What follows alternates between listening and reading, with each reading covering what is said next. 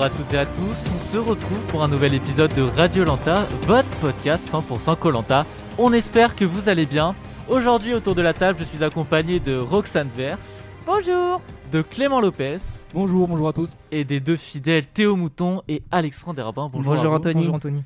Au sommaire de cette émission, pas de quiz, mais un débat sur le casting de la prochaine saison de Koh-Lanta, les All-Stars. On poursuivra par les principales chroniques présentées par chacun. Et on commence par le casting de la saison All-Star qui a été dévoilé. On retrouve les mythiques Claude, Théoura ou encore Freddy, le petit chouchou Sam et 6 anciens vainqueurs comme Alexandra ou encore Laurent Mestré. La saison fêtera les 20 ans de l'émission et sera diffusée à partir du 2 septembre 2021. La victoire pour Claude. Y'a pas de fatigue qui soit. Pourquoi je suis corrompu? À la fin, il n'en restera qu'un. Alors, qu'attendez-vous de cette saison All-Stars et comment trouvez-vous le casting? Alors moi, si je peux me permettre, pour ma première Permets-toi. émission, je trouve que le casting est super attractif. On a les plus grands noms, c'est le principe. On a surtout ton Claude, c'est surtout ça qui C'est surtout ça qui me motivera à regarder cette saison. Parce que Claude, c'est le meilleur aventurier, avec Théoura, avec Sam. Donc voilà. J'acquiesce vos dires. Ouais, le casting est plutôt alléchant quand même. La grande question, j'ai envie de dire, c'est de savoir si Claude va remporter enfin son Koh-Lanta. Et puis il y aura aussi Théoura. Moi, j'attends beaucoup de Freddy aussi. L'ingénieur, j'ai envie de dire, avec Sam. J'ai hâte de voir s'ils tombent dans la même équipe. Ça va faire une base navale, je pense, avec des bambous. Ah oui, là, je pense que les bambous, il y en aura plus beaucoup lors de leur départ de l'île. Plus sérieusement, je pense qu'il y a quasiment tous les plus grands noms de Koh-Lanta. Il y a des anciens vainqueurs. Il y a Clémence qui a gagné 2 fois. Si jamais elle fait la passe de 3, ça sera légendaire. Jamais 203, comme on dit. Donc non, c'est une saison magnifique. Et bien que celle-là soit déjà très bien, le Radio Lanta de la saison All-Star sera complètement fou. Ouais, je trouve que cette saison promet de grandes choses. J'espère voir un Sam non pas admiratif, mais qui se comporte en tant qu'héros lui aussi. Parce que voilà, il peut concurrencer les autres facilement. En tant que grand fan de Freddy, ça fait quand même plaisir de le revoir. Parce que j'aurais aimé le voir dans l'île des héros, mais il n'était pas là à cause de problèmes d'emploi du temps. Si je peux donner un point négatif, et je vais pas me faire que des amis, n'est-ce pas Clément? Je trouve que cela commence à faire beaucoup avec Claude et Théoura. Oui, ce sont les deux candidats les plus mythiques, mais j'aimerais que ce soit leur dernière participation. Il faut réussir à tourner la page et passer à autre chose, quoi. Enfin, j'en ai marre de les voir. Ouais, je suis complètement d'accord. Je pense que ça doit être la dernière saison de Claude et la saison où il remporte le titre, quoi. Je pense que si Claude remporte le titre cette saison, c'est fini pour lui. Théoura, je suis pas sûr. Même s'il gagne, il a dit Théoura dans une interview récemment, sans Koh-Lanta, je suis rien. Donc ça veut bien dire son amour pour l'émission. Donc moi je pense que Théoura, on a des chances de le revoir encore. Mais Claude, s'il gagne cette saison, pour moi, c'est la fin de l'ère Claude dans Koh-Lanta. Et puis ça serait on va pas dire tant mieux, mais ça serait pas grave non plus si enfin il soulève le titre, qu'il reste sur cette belle image. Ouais, je suis tout à fait d'accord avec Clément et Anthony aussi. Claude, j'ai envie de le voir remporter ce prochain Koh-Lanta, mais au bout d'un moment, trop de Claude tue le Claude en fait. Théoura, c'est la même chose, même s'ils sont deux aventuriers différents. Mais bon, au bout d'un moment, on se lasse un petit peu, quoi. Moi, j'attends beaucoup, comme tu l'as dit, Anthony, de Sam. Déjà, s'il y a une... En fait, je me demande comment ils vont construire leurs équipes. Parce que s'il y a Sam et Freddy, le camp, ça sera une villa. S'il y a Sam, Claude ou Sam, Théoura, les épreuves, ils vont marcher sur l'eau. Et donc, je pense qu'il y aura vraiment des duos, peut-être des trios très intéressants sur les épreuves, sur le camp. Des gens qui vont sûrement bien s'aimer, qui s'admirent. Bon, je pense que Claude a quand même un peu d'admiration pour Sam, par exemple. Donc, je pense que ça va être une saison au début super émouvante et super sympa. À la fin, j'espère qu'il y aura quand même un peu de stratégie, un peu de bagarre. Et au vu du casting, on se dit, il y a Clémentine. Donc, s'il y a Clémentine, normalement, Il n'y a pas de problème là-dessus. il n'y a pas de problème sur la stratégie, sur les mauvais coups. Avec elle, on est servi. On est servi, effectivement. Merci, et on va passer tout de suite à l'épreuve de confort. Une épreuve de logique où la victoire s'est jouée à pas grand-chose, n'est-ce pas Clément? Exactement. Cette semaine, l'épreuve de confort s'est jouée sous pression, Anthony, car bien sûr, il fallait gagner, mais il fallait surtout ne pas perdre. Le gagnant pourra repartir sur son camp avec 3 kilos de riz, alors que le perdant se verra infliger un conseil illico presto. Alors, l'épreuve se consiste à dénouer une corde enlacée à un cadre en bois. Seule une corde parmi toutes présentes pour chaque équipe, est assez longue pour s'emparer d'un couteau placé plus loin sur un socle. L'aventurier qui arrive à attraper le couteau doit s'empresser de détacher les cordes de l'ensemble de sa tribu. Une fois que l'équipe est libre, elle doit rapidement se diriger vers un casse-tête placé sur la plage. Le but du casse-tête est d'arriver à assembler plusieurs morceaux de gouttière entre eux pour n'en former qu'une seule. L'eau devra couler bien sûr sans faire de fuite pour pouvoir gagner l'épreuve. Donc une fois le go donné par Denis, les deux tribus se jettent sur les cordes pour s'en démêler. Les rouges s'en sortent un peu mieux, mais Jonathan oublie de dénouer entièrement sa corde, ce qui va retarder fortement son équipe puisqu'il a la corde la plus longue au final. Pour les jeunes, c'est Myriam qui traîne un petit peu la patte. La professeure d'anglais s'est emmêlée dans sa corde. Jonathan, lui, réussira finalement à détacher toute sa tribu qui se dirigera en première sur la plage. Ils prennent de l'avance, mais les Toa rattrapent rapidement leur retard et les deux tribus sont alors au coude à coude. Pour les jeunes, Aurélien décide de prendre les devants. Il assemble la première partie de la gouttière bien plus rapidement que les Otto. La deuxième partie de l'équipe jaune se jette alors sur le casse-tête. Mathieu réussit rapidement lui à assembler la deuxième partie, ce qui donnera la victoire aux Toa, mais surtout les 3 kilos de riz. Les rouges, malheureusement, sont directement envoyés en conseil, sans avoir pu se concerter au préalable. Le nom de Magali sort plus de fois, c'est elle qui devra quitter l'aventure et rendre son flambeau à Denis. Oui, les 3 kilos de riz, c'était la victoire. Et débat chez les jaunes, et pourquoi pas un débat chez nous. Faut-il manger tout le riz avant la réunification ?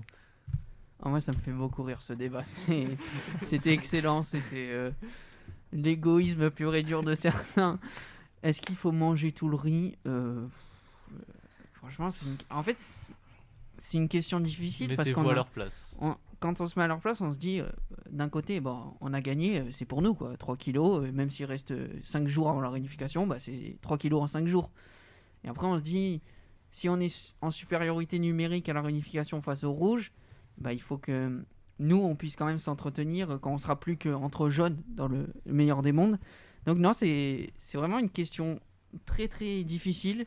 Moi, je pense qu'ils ont bien fait de partager 1,5 kg pour la fin des deux équipes et 1,5 kg pour la réunification. Puis ça leur donnera aussi une bonne image pour les rouges parce que les rouges arriveront avec du riz pour eux. Donc je pense que c'est un bon choix qu'ils ont fait. Ouais, c'est un peu toujours le casse-tête tous les ans, il y a toujours cette problématique-là. Franchement, je pense que c'est tellement dur d'y répondre, ça dépend du feeling. Est-ce qu'ils ont assez mangé ? Pour le coup, je ne sais pas si l'équipe a beaucoup mangé, j'ai du mal à... Il y avait quand même Aurélien qui ramenait des crabes tous les matins et qui partait à la pêche. Avec des beaux poissons. C'était le festin. Riz plus crabe plus poisson, ils ont pas mal mangé pour des aventuriers de Koh-Lanta. Ils ont très bien mangé pour Koh-Lanta. Ouais, non, donc voilà, je pense que honnêtement c'est impossible de répondre à cette question. Ça dépend aussi des personnes qui sont sur le camp. S'il y a une majorité qui veut manger le riz, tu vas pas dire l'inverse, quoi. Donc voilà. Non, moi je suis un peu d'accord avec Théo. Après, peut-être que moi j'aurais carrément pas laissé de riz, je crois, pour la réunification. L'égoïsme pur et dur a une image et un nom, c'est Clément. Il y avait Mathieu aussi. Il y avait Mathieu aussi. Moi je suis désolé, on n'est pas là pour rigoler, on est là pour gagner. Avoir des forces moi j'aurais pensé à la compétition et je pense que j'aurais tout mangé. La compétition se joue aussi dans la stratégie. Tu n'aurais pas fait que des amis. C'est pas grave. Je sais pas si ça joue ça sur les relations après. Un peu parce que tu dis il y a quand même deux équipes. Enfin, dans l'équipe il y a deux équipes, ceux qui sont pour, ceux qui sont contre. C'est vrai. Si tu as déjà un peu les nerfs contre une personne qui est dans l'autre équipe, tu dis c'est un argument de plus pour le détester entre guillemets. Moi, je serais d'accord avec Alexandre sur ce point où, imaginons, lors de la réunification, il reste, les jaunes sont de supériorité. En fait, ils se retrouvent un petit peu bébêtes à être là en mode, on a mangé tout le riz, puis au final, il nous reste plus rien, quoi. Donc, je serais plus sur ce niveau long terme, parce qu'au final, on ne sait pas de quoi l'avenir est fait, et ça pourrait leur servir pour plus tard, et surtout que les épreuves vont être de plus en plus dures en général. Donc... Merci Alexandre, je suis d'accord avec vous. Je crois que Clément est déçu de ton avis. Non, je le comprends tout à fait. Et on va rester sur les épreuves, mais celle d'immunité cette fois-ci, étant bien connue du grand public. Théo nous en parle. Les erreurs des uns pourraient faire le malheur des autres. Le message de la bouteille annonçait la couleur, une épreuve individuelle et statique. L'objectif, se maintenir le plus longtemps possible pendu sous une corde.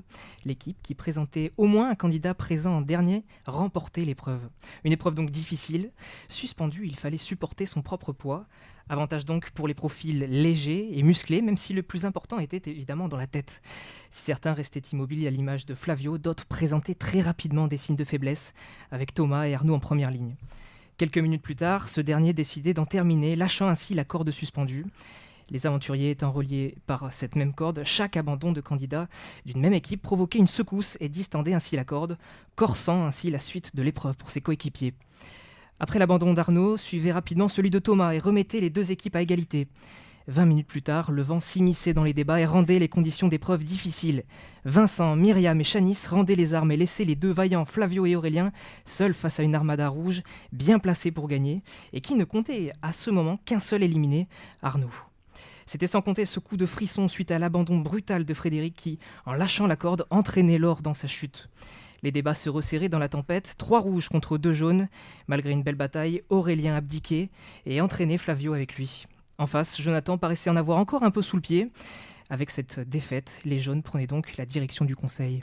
Et comme tu l'as très bien dit, Flavio était le dernier à tenir pour les jaunes. Ce n'est pas la première fois qu'il ait fait la meilleure performance de son équipe. Et pourtant, il reste très en retrait. Je trouve qu'il pourrait faire un aventurier redoutable pour la suite d'aventure. Il va se dévoiler petit à petit, à mon avis, en montrant qu'il est vraiment là pour être le dernier survivant. Et la semaine dernière, je vous ai demandé ce que vous pensez d'Aurélien. Et aujourd'hui, je vous pose la même question, mais pour Flavio. Moi, je pense que le début de l'aventure de Flavio commence avec le conseil qui s'est passé. On va pas dire le nom de celui qui sort. On sait jamais s'il y a des gens qui nous écoutent sans avoir vu Koh-Lanta, on va pas spoil. Mais je pense que voilà, avec la personne qui s'est effacée, il doit pour moi prendre des responsabilités, être meilleur, enfin pas meilleur, mais être plus actif sur le camp et faire les choses que plus personne ne va faire. Et je pense que ça peut devenir quelqu'un de très redoutable et surtout quelqu'un. En plus, il a l'air plutôt aimé dans sa tribu, donc il est arrivé à créer en même temps du lien social. Il est bon sur les épreuves. Là, il fait une performance exceptionnelle. Et il maintient les jeunes en vie pendant de longues minutes. Donc non, moi je pense qu'il a le profil type pour aller loin. Ouais, je suis tout à fait d'accord avec ça. C'est vraiment le profil typique du candidat qui peut aller très loin dans l'aventure, qui est discret, qui s'entend bien avec tout le monde, qui est aussi sportif. Ce genre de candidat, on les voit pas trop en début d'aventure, et puis au fil du temps, ils montent en puissance. Donc ouais, Flavio fait profil de candidat potentiel à la victoire. Non, moi je me rapproche un peu de l'avis de tous. On le voyait, comme tu as dit Théo, pas énormément au début de l'aventure. Mais sur les 2 dernières épreuves d'immunité et de confort, il me semble, il a clairement donné la victoire à son équipe pour la première. Et comme tu as dit, laisser une durée de vie bien plus importante pour les jeunes. Non, je pense que il a franchement le potentiel. Le potentiel, ouais, pour être un très très bon aventurier. Et merci pour vos avis. On passe tout de suite à la chronique Vide Camp, présentée par Alexandre. Eh bien, on va partir tout de suite chez les Rouges pour le combat du jour, Wonder Woman Laure contre les Machos Rouges. Alors, accompagnée de sa lieutenant Maxine, Laure est en train d'écrire le nouveau film de Marvel, et en chef de file de ce machisme Jonathan, contre qui elle s'oppose, qui a lâché sans gêne devant les filles. Avec plus d'hommes à la réunification, on va arriver plus fort. Laure a plus d'un tour dans son sac pour renverser la vapeur et terrasser les hommes. D'abord une arme secrète qu'elle a trouvée après des heures de ratissage. Résultat, un avantage conséquent à la réunification. Autre atout, Laure et Maxine ont rallié Magali à leur cause après l'avoir éliminée. Mais ça, on va juste retenir la première partie de ma phrase. Elle est avec eux aujourd'hui. En parlant de Magali, elle a visiblement fait la paix avec Frédéric. Enfin, en tout cas, juste devant Denis Brognard. Parce que dès qu'il est parti, elle a révélé ses réelles ambitions. Tant que Fred est là, je vote contre lui. C'est très propre. On part chez les jaunes. Vincent s'est illustré en récupérant discrètement son arme secrète. Enfin, c'était pas si difficile. Il suffisait juste de se lever vers 9h du matin, raccourcir un peu sa grasse mat pour avoir la malle de libre. À cette heure-là, chez les Toa, c'est simple. On a soit Aurélien qui est en train de couper du bois, chasser des crabes, enfin Aurélien quoi. Et les autres, ils dorment profondément. Donc, Vincent a eu le timing parfait. Pour ce qui est de la nourriture, justement, Shanice est devenue la gardienne du riz. Elle compte, recompte et recompte les coquillages de riz pour être sûre d'arriver avec la moitié du sachet à la réunification. Et pas question de déroger aux règles, c'est la même quantité tous les jours, aux grandes dames d'Aurélien. Justement, le capitaine des jaunes se plaint de la mauvaise utilisation du harpon. Alors tel un enfant, il a tranché, le plus fort au harpon le garde, donc Capitaine Aurel a la main mise sur ce bien précieux. Heureusement, l'homme au grand cœur qu'il est offre environ 2 coups pour un aventurier chaque jour, c'est déjà pas mal. Autant dire que la chance de ramener du poisson est très faible. Heureusement, cette dictature de la chasse est finie, mais je te laisse continuer, mon cher Anthony. Les filles font de la résistance, elles remarquent effectivement que les rouges sont en train de les éliminer une par une en prétextant voter au mérite. Je ne sais pas ce que c'est ce fameux mérite, qui soit privilégié par les rouges. Est-ce qu'ils sont vraiment machos, les rouges? Bah, il montre tout pour être macho finalement, du coup. Parce que pour moi, déjà, sans parler de Maxine et Laure, pour moi, Magali, elle mérite pas de sortir. Voilà, la chance d'avoir réintégré l'aventure, mais pour moi, elle mérite pas de sortir. C'est quelqu'un qui avait du mal en début d'aventure, ça faut le reconnaître. Après qu'elle ait joué son arme secrète, elle s'est plus investie chez les jeunes, elle était plus Chez les rouges. souriante. Chez les C'est les rouges. rouges. Chez les rouges en plus, voilà. C'est pas le moment de la Voilà. réunification. J'ai un peu d'avance, désolé. Elle était donc plus souriante chez les rouges, plus avenante, elle travaillait plus avec tout le monde, moins en retrait. Même sur les épreuves, elle donnait de la voix, elle était vraiment impliquée. Et puis elle ressort encore. Donc moi, je comprends pas pourquoi ils votent tout le temps contre Magali. Puis après, est-ce qu'ils sont vraiment machos? On peut pas savoir. S'il y avait encore un conseil chez les rouges qui votait encore une nouvelle fois une fille, là ça deviendrait bizarre. Puis en plus, les hommes rouges, ils sont pas si forts que ça. Surtout avec le départ de Gabin aujourd'hui. Moi, je le comprends pas trop, ce débat autour du machisme, parce que plein d'années, on a vu aussi l'inverse, quoi, des filles qui éliminaient les mecs. C'est des stratégies comme ça qui arrivent sur koh. Un débat comme ça sur le machisme, je trouve que ça n'a rien à voir avec l'aventure, et qui n'a pas du tout sa place là. D'autant plus que les filles des rouges ont aussi éliminé contre Magali. Donc je trouve que non, mais ce débat autour du machisme dans l'aventure, quoi, ça n'a rien à faire là de parler de ça, ça n'a rien à voir, quoi. Moi, je suis complètement d'accord avec Théo. Je crois que les groupes se font par affinité et qu'il est plus simple pour des garçons de s'entendre avec des garçons et des filles. Il n'y a rien de machiste derrière ça, quoi. Je trouve que, ouais, comme tu dis, il n'a pas lieu d'être dans un jeu, quoi, de mettre un débat aussi important au milieu de la table. Puis surtout, on parle de machisme, alors que Laure et Maxine ont voté Magali, comme l'a dit Théo. Ça, Clairement, c'est aberrant. Exactement. Et puis, quand Magali revient, on dirait qu'elles ont été trahies, que c'était une stratégie, alors que clairement, on les voit voter Maxine et Laure, elles votent Magali sans état d'âme, puis quand elle revient, c'est leur meilleure amie du monde. Ça, c'est un petit peu fort de café. Alors, du point de vue d'une fille, C'est intéressant. je suis d'accord avec tout le monde, dans le sens où c'est vrai que les petites réflexions du style on serait mieux entre mecs, bon, voilà quoi, c'est un peu limite, mais c'est vrai que dans le sens où bah, les mecs vont plus rester avec les mecs et les meufs vont plus rester avec les meufs. Voilà, enfin, je veux dire, même moi, si je suis dans l'aventure, je vais plus être pote avec des filles qu'avec des gars. Après, voilà, je veux dire, ça n'empêche pas l'affinité entre eux. Mais ouais, je suis d'accord avec tout le monde dans le sens où le débat, faut voir dans les émissions à venir, mais sinon, voilà quoi, c'est un peu hors sujet. Mais est-ce qu'il y a des hommes qui étaient moins méritants que certaines femmes qui ont été déjà éliminées? Et dans ce cas, ça ne C'est une bonne question. se jouerait plus vraiment au mérite et ça favoriserait justement les affinités. Alors qu'au début, on sait très bien que l'objectif c'est de gagner pour rester le plus nombreux à la réunification. Moi, je pense que quelqu'un comme Jonathan, j'ai rien contre lui, mais on le voit, il est transparent. Enfin, on l'a vu quand il fallait faire les nœuds, là, il était très très bon. Depuis, il est transparent. Et même sur les épreuves, il est transparent aussi, du coup. il donne pas de la voix, contrairement à Magali, qui peut-être qu'elle est moins forte physiquement, mais au moins elle apporte quelque chose de concret. Donc de la voix, de l'organisation.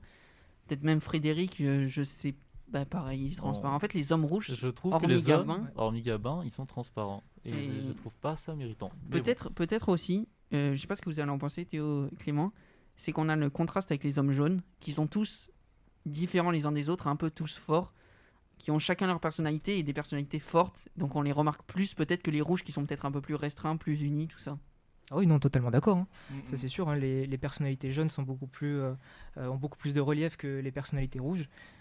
Donc voilà quoi. Ouais, je suis d'accord. Je suis d'accord avec toi, Alexandre, mais je pense que dans ce cas-là, c'est plus au niveau vraiment de la personnalité de chacun individuellement et pas tant en fait dans l'émission.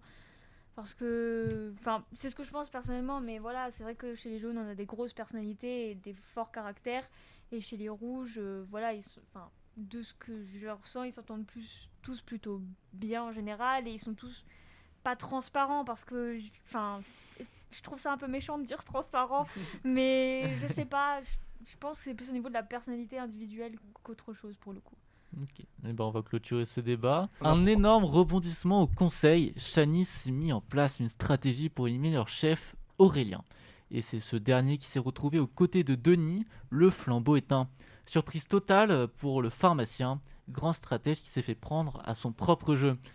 Et ben, j'ai plusieurs questions pour vous. Est-ce que les jaunes viennent de se tirer une balle dans le pied en éliminant Aurélien ?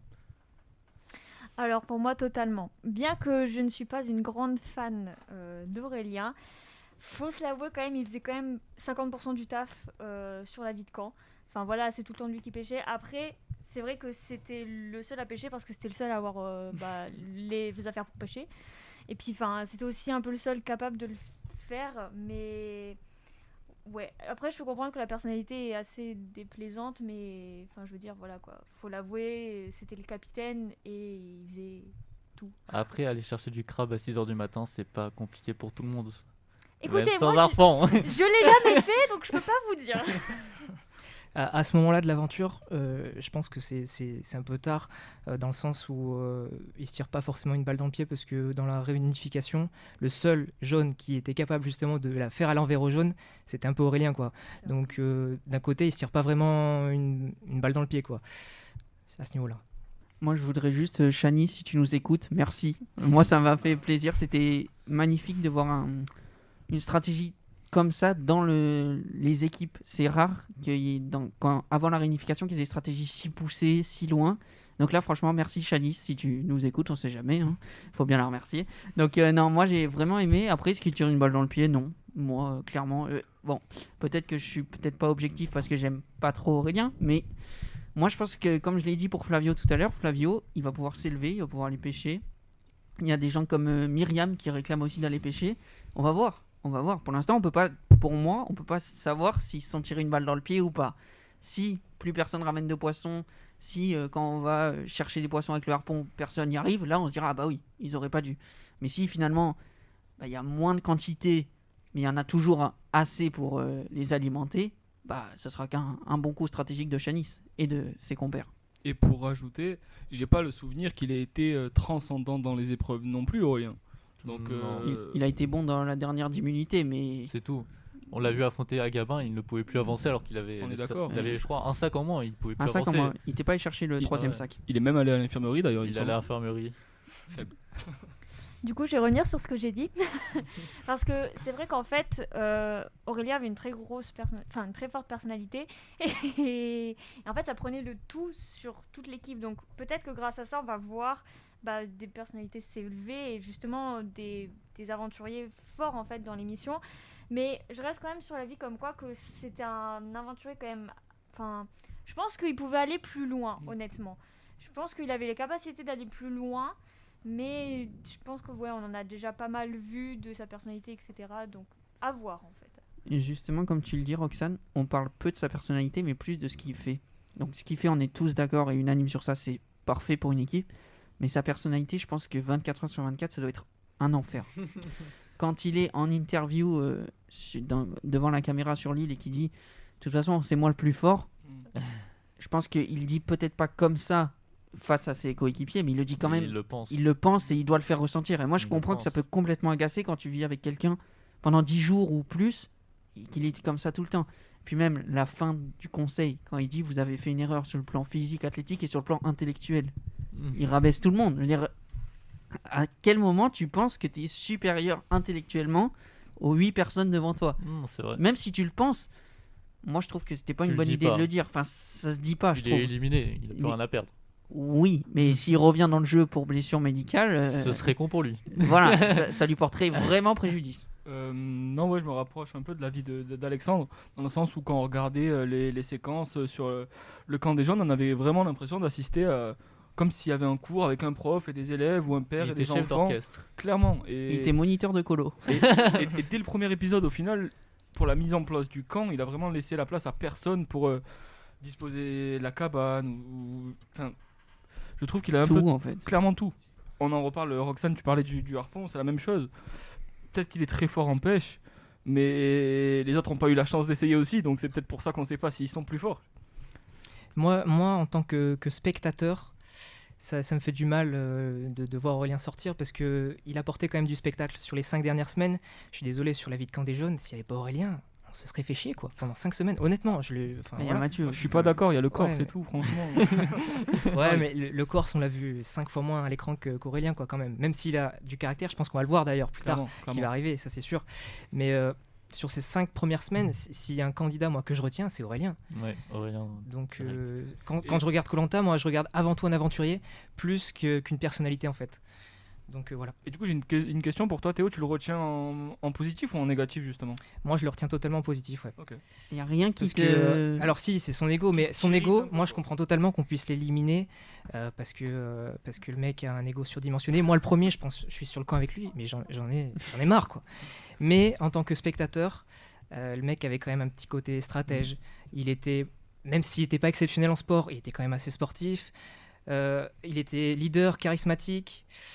Il avait quand même pas mal de cartes, donc c'est dommage qu'il soit pas allé plus loin. Moi, il me fait vraiment penser à Freddy en fait, de l'époque. Quelqu'un qui était vraiment pas apprécié dans les premières semaines, et puis au fil du temps, il a été apprécié parce que c'est un aventurier hors pair en fait. J'aurais aimé le voir à la réunification. Totalement. Comment il peut mettre en place cette stratégie? Exactement. Ça aurait été important. On aurait pu le comparer à Pascal, mais on pourra pas. On Au pourra grand pas le voir. Pascal, Au il faut grand le dire. Pascal. Excusez-moi. Moi, je pense que lors de la réunification, à tout moment, il plante les jaunes. Dès que, Bien ça- sûr. dès que Oui. il sent que c'est le bon moment, il plante les jaunes sans état d'âme. J'en suis C'est sûr ça. persuadé. C'est une évidence. Ouais, il l'a dit dans sa biographie, enfin sa Oui, voilà. présentation. Il est prêt à sacrifier même ses amis pour gagner. Mais Pour revenir sur Mathieu, moi je pense qu'avec Aurélien, il arrivait à se canaliser parce que c'était un peu comme tu l'as dit Clément, un prof Mm. et son élève, il avait un peu d'emprise entre guillemets sur Mathieu, même si c'est un peu péjoratif, mais c'est pas dans ce sens que je veux le dire, pardon.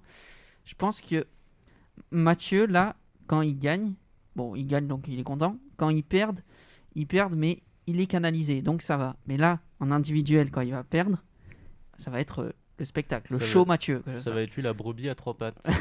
ouais, je reviens Alexandre sur ce que tu disais, le fait qu'Aurélien pouvait mettre un couteau dans le dos aux jaunes. Je suis tout à fait d'accord avec toi, c'est sûr, mais quand on regarde koh, c'est pour que ça ça. aussi. Ah bien sûr, bien sûr. C'est ça qu'on aime. Donc voilà. Ouais. Bon, après, moi, c'est surtout que des aventuriers à la Jonathan, qui sont certes super gentils sur le camp, qui font rien de mal, mais rien de bien non plus. C'est énervant. au bout C'est d'un énervant, moment. ouais. Oui, c'est un peu platonique, quoi. Ouais, voilà, c'est ça. On s'ennuie vite. Après, comme on le sait si bien, il y a des vrais caractères qui se révèlent à la réunification. Et Donc, j'espère qu'il y aura de gros caractères. C'est ça qu'on aime aussi. bah, pour l'instant, moi, je vois. Chez les filles, en vrai, il y a des caractères Il y a vraiment. Shanice, Il y ouais, a il y a Shanice, il y a Myriam, Laure, il y j'allais a dire. Maxine, il y a Myriam aussi. Magali, Myriam, Laetitia. On ne sait pas comment elle va réagir quand D'ailleurs, elle sera seule. Laetitia, on ne la voit plus. Et c'est tant mieux pour elle. C'est tant mieux pour elle. C'est tant mieux pour Quand on elle. la voyait, c'était jamais bon. Donc, Est-ce qu'elle pourrait reprendre sa place de chef au départ d'Aurélien? Honnêtement, je pense que c'est dans sa personnalité, dans ses gènes, elle n'est pas faite pour être chef, je pense. Elle s'est un peu écrasée par rapport au reste du camp et je la vois pas reprendre les devants. Je pense plutôt Shanice, justement, qui commence à avoir, comme vous avez dit, la main sur le riz, qui commence à prendre les devants, qui a mis en place la stratégie contre Aurélien. Donc moi, je vois plus elle prendre les devants qu'une Laetitia. peut-être que Laetitia, elle était écrasée par rapport à Aurélien, Aurélien, et elle- pas elle- par elle rapport à était- ses coéquipiers. Oui, oui. Après, je pense que là, elle s'est mise en retrait, mais je la vois pas revenir dès vendredi sur le devant de la scène en Oui. disant bon ben maintenant, bien que je sois co-capitaine et que je fais rien depuis 10 jours en tant que capitaine, aujourd'hui c'est moi le capitaine. Je pense pas parce que, enfin, en fait c'est pas pour elle ou je pense que dans sa manière d'être, C'est pas sa personnalité. elle n'y arrive pas. C'est pas sa personnalité première. Elle est beaucoup plus attachante, peut-être plus gentille, plus appréciée quand elle est derrière, qu'elle discute avec les gens plutôt qu'elle essaye de mener vers la victoire, vers le camp, enfin de mener les choses.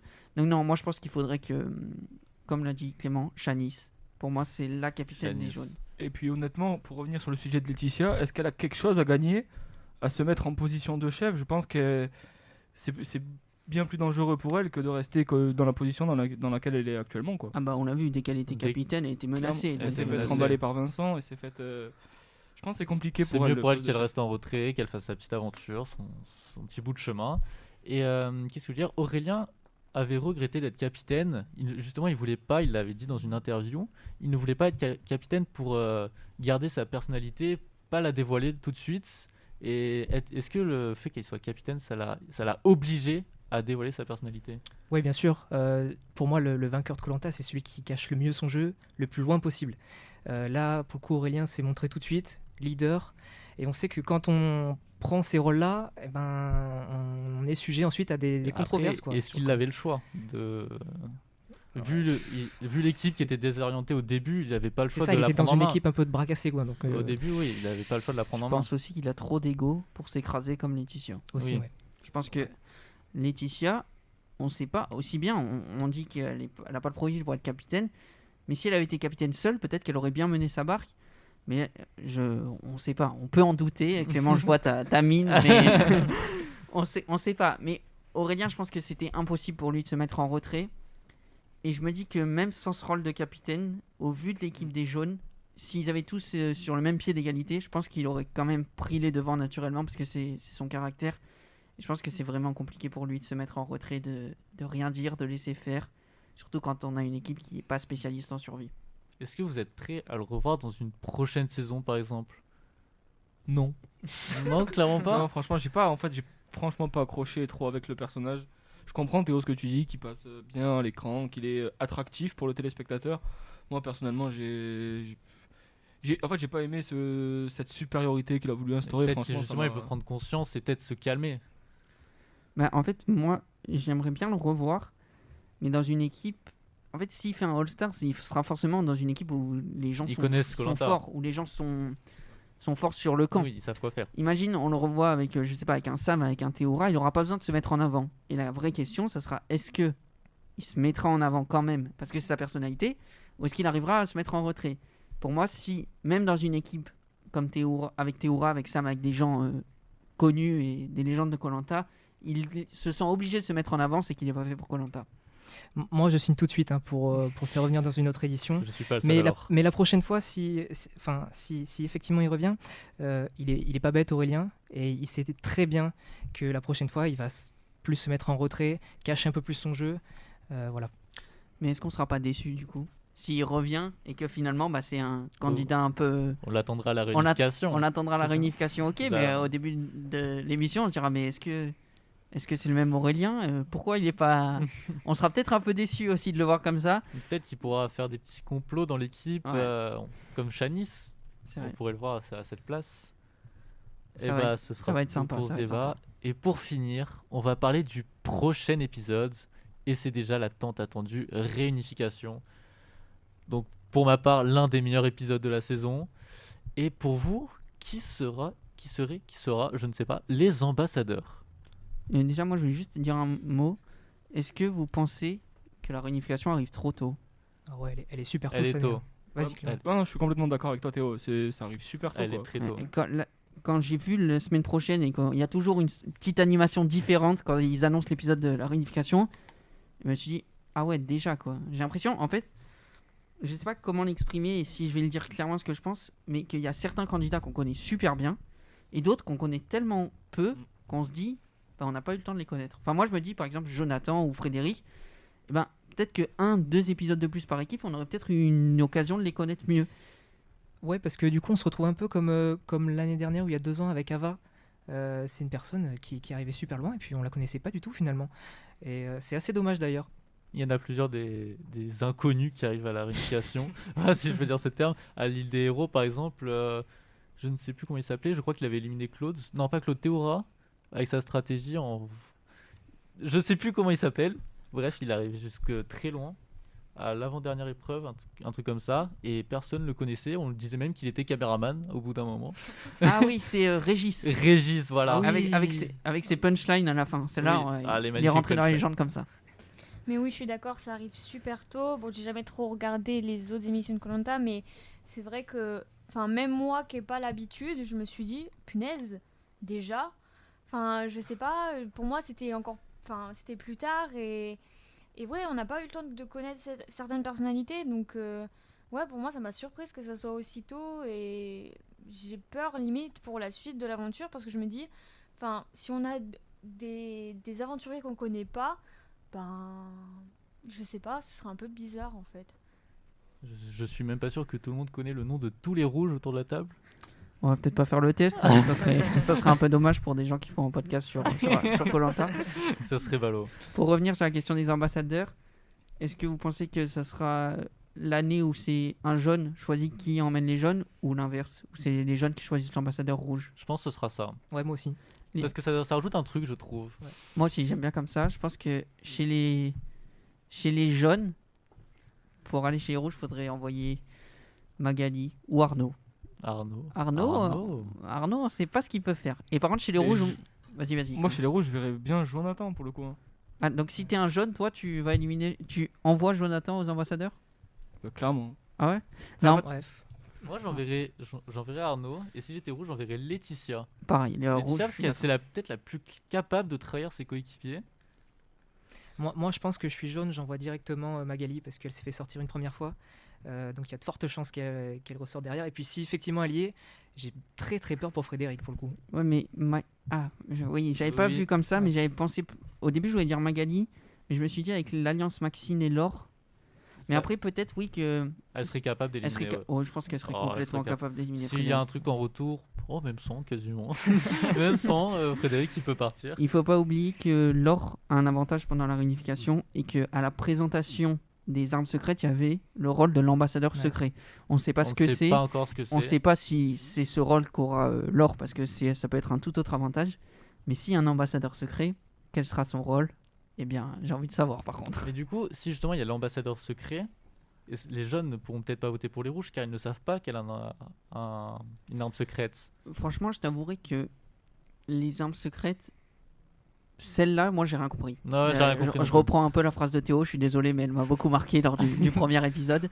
Non, je pense que certaines armes secrètes sont vraiment bien pour le jeu, mais là, l'ambassadeur secret, c'est flou. Alors, aussi bien, ce sera un coup de génie magnifique et on comprendra tout de suite.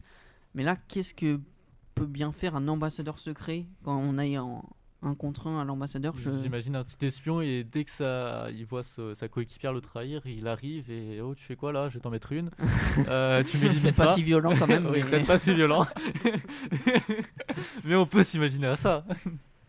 Ah ouais, ça serait pas mal ça. Ou sinon quelqu'un qui qui reste caché, qui a un écran. Enfin, je sais pas comment il pourrait le mettre en place. C'est compliqué. Mais on verra quelqu'un ça. qui sait tout ce qui s'est dit aux ambassadeurs et qui après du coup a un rôle encore plus dans la stratégie parce qu'il s'est dit si la personne dit j'aime pas telle personne ou je suis allié avec telle personne.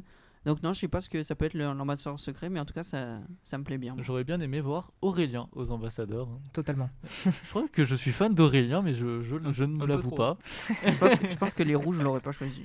Oh, ça aurait été drôle. Mais- En fait, nous on a le regard des deux. Oui. Mais quand tu C'est regardes, vrai. quand tu regardes Aurélien, il ressemble sais à pas. un capitaine exemplaire Ouais, pour ouais. les jaunes. Donc je Ouais, pense ouais, pas c'est que vrai. les rouges auraient mis Aurélien. Mathieu aux ambassadeurs, ça peut être intéressant. Je pense qu'il sort personne de son équipe. Ah, ouais, Mathieu, mais parce que- dès que ça commence à être trop compliqué, il va commencer à s'énerver. Ouais, c'est vrai. C'est- Est-ce qu'il est parce capable d'aller que jusqu'à la boule je noire ne sais pas. Non, il va Je pense pas. surtout s'il Ouais. tire la boule noire, je pense qu'il en met une à Denis cette fois. Moi, j'aimerais bien avoir une autre personne aux ambassadeurs. C'est Arnaud. On a donné son nom, mais on n'a pas détaillé pourquoi. Parce qu'Arnaud, je sais pas, mais il est bien chez les rouges. Il est bien. Il a l'air bien centré dans l'équipe. Mais je sais pas, je le sens pas, moi. Je me Ouais, dis, je suis d'accord. à tout moment, il peut Ouais. faire une folie et sortir quelqu'un et s'allier au jaune. vrai. Et... C'est vrai qu'on a un peu de mal à cerner sa personnalité en fait. Mm. Donc ouais, il est peut-être capable de faire des coups en douce, je sais pas trop. Ouais. Non, ouais. Moi, pour revenir sur Jonathan, je pense qu'il est capable de pouvoir trahir sa tribu. Alors, sans lui manquer de Le respect. respect ou quoi que ce soit, je le trouve un petit peu frêle et un peu. Il trahirait une femme. Je... Ah, elle est pas belle celle-là. Oh, pour se protéger, pour lui-même, je pense qu'il pourrait. Je pense qu'il pourrait trahir son équipe. J'ai pas plus d'arguments que ça, je suis désolé, mais. Maxine ou Laure, à tout moment, ça peut. Ça trahit un aussi, homme. ouais. Ça trahit un homme rouge. C'est. Ah, c'est de Je la- pense qu'elle arrive, elle dit on va pas tergiverser longtemps. On vote un homme rouge et c'est fini. Et je pense qu'on avait vu aussi quelques images dans le résumé. Il y a de grandes chances qu'elles essayent de rapatrier un ou deux jaunes, ou du moins de s'allier aux jaunes au début pour être en surnombre et Et, envoyer tous les rouges dehors. Justement, ce sera la dernière question de ce débat. Pensez-vous que les jeunes vont rester unis? Ils sont en supériorité numérique. On a vu Mathieu dire Je m'en fous, je les élimine un par un. Je reste chez les jaunes. Ah, Mathieu, il a les nerfs. Hein. Il a dit Et- si mon adversaire est au sol, je continue de le frapper. Donc, Donc, est-ce que Jaune vous à pensez vie. qu'ils vont rester unis, ces jeunes-là? Après, ça arrive quand même rarement dans Koh-Lanta. Souvent, on arrive à la réunification, tu as toujours les deux équipes qui disent ouais, nous, on va rester unis jusqu'à la fin. Et puis, au bout de 2 vendredis plus tard, C'est il y a des condouces, quoi. Donc, C'est arrivé la saison l'île des héros ouais. où on voyait quand même 4 jeunes face à Claude et j'ai oublié son nom.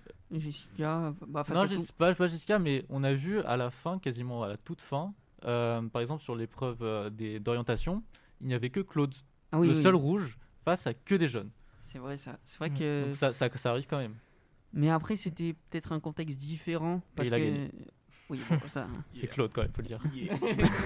C'était un contexte différent parce que il y avait Moussa qui était le leader de ce groupe de 4 parce que il avait la prestance, il avait le passé aussi, la carrière d'aventurier. Donc c'était vraiment le leader de ce groupe de 4. Il y avait Inès, Nawel et Alexandra. Il me semble que c'est ça le groupe. Oui. Et le FC Bronzette, comme il est plus communément appelé sur Twitter, sans jugement de notre part, c'est un fait Twitter.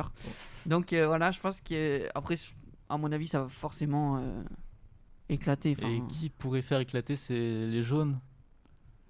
Et qui pourrait les trahir? Moi, je vois bien un petit Thomas. Thomas? Petit Thomas, ouais. Possible. Mais Thomas, il a fait une alliance avec Mathieu, Chanice et Myriam. Hein. Hmm. C'est vrai, c'est un quatuor fort. Hein, Et quand même. encore, Mathieu a pas voté Aurélien alors que Thomas l'a voté. C'est pas faux ça. Eh oui. Mm. Donc, Moi, ouais. Ouais, il y a Vincent. Je pense que Vincent il peut trahir. On ne Ah. le voit pas beaucoup. Vincent il peut trahir. Vincent, ouais. En plus, il a une arme secrète. Il a une arme secrète. Et c'est à utiliser au dernier conseil, au premier conseil de la réunification. Donc il va le sortir et on verra bien ce que ça va Et donner. est-ce qu'il va forcément le sortir? Parce Ah. que si il le sort et qu'il perd, c'est un qui tout double. Ouais, mais il S'il sort et qu'il le perd, il a un Oui, c'est vote vrai, contre ça. lui. faut amuser Donc les si- téléspectateurs aussi. Ouais, je pense qu'à ce Moi, je veux de moment-là, il pense pas l'amusement. trop à toi. Hein. Moi, je Non, veux moi- m'amuser. Moi, je pense que si il est pas en danger, il va pas le sortir pour potentiellement avoir Ouais. une vote contre lui. Je le sors pas non plus. Moi, je le sors pas. Après, Clairement. s'il commence à être en danger ou que. Je sais pas. Moi, je le sors, juste je dis, je le sors. Mais vous faites ce que vous voulez. Je de rancune avec personne. Ce qui est dommage aussi, Ou alors c'est que. il le sort et il le met il affronte un rouge. Oui, non, mais Qu'il affronte, qu'il trouve plus faible. oui, mais du coup, même s'il affronte un rouge et qu'il perd, il a un vote contre lui. Donc, Oui, mais les c'est jeunes pas- sont quand même supérieurs. Ouais, c'est vrai. Moi, pour revenir au débat de est-ce que les groupes jaunes pourraient exploser, qui pourrait le faire exploser, moi je vois bien Chanice dans le sens où dès la réception des 3 kilos de riz, elle a immédiatement pensé à la réunification. Mm. Je pense qu'elle est déterminée à aller au bout, ce qui pourrait la pousser à trahir cette magnifique tribu. Et ben on va s'arrêter là sur ce débat. Merci à toutes et à tous de nous avoir écoutés jusqu'au bout. J'espère que cet épisode vous a plu. On se retrouve semaine prochaine, même heure, même jour, pour votre podcast 100% Koh-Lanta. C'était Radio Lanta. À la prochaine.